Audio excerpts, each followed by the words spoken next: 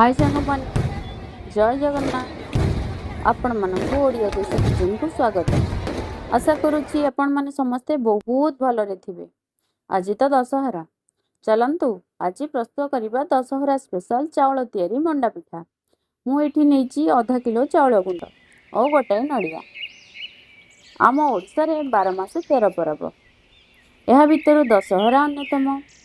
अच्छा कहलो देखी सांग माने ए मंडा पिठा को नहीं छोट बेले कहीं कहानी शुणी कि नहीं?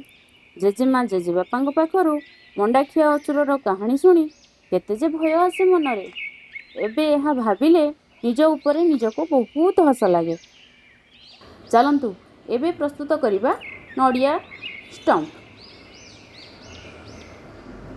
प्रथमे नड़िया कोरी किछि गुड़ देई ओ अलैच गुंड देई एहाकु भल भावे भाजी नेबा। एबे प्रस्तुत करिबा खली। सेथिपई प्रथमे आमे दुई ग्लास पानी गरम करिबा।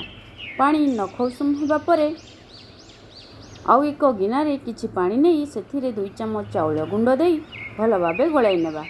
सेही गोलियाणी को उषुम पानी रे देबा। एहा भल भावे फुटिबा परे चाउल गुंड को देबा। चाउल गुंड देबा परे गैस फ्लेम को सिम रे रखी 10 मिनिट पई सिझिबा को छाड़ी देबा। परे एहा को भल भावे गोलाई देबा। एबे हमर प्रस्तुत होई गला चाउल खली। एहा हल्का ठंडा हेबा परे एहा को टिके चकटी देबा। एही भली छोट छोट बॉल प्रस्तुत करिबा।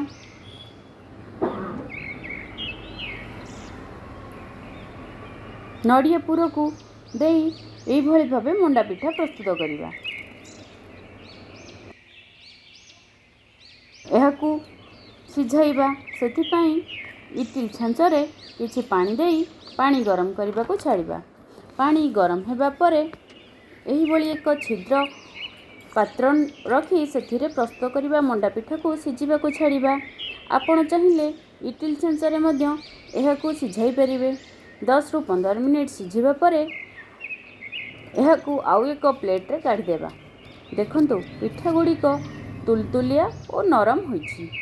एही भली भावे मंडा पिठा प्रस्तुत करी खांतु और खुआंतु। हाँ सांग माने चैनल टी को लाइक शेयर सब्सक्राइब करने को जमा भी भूलिबेनी।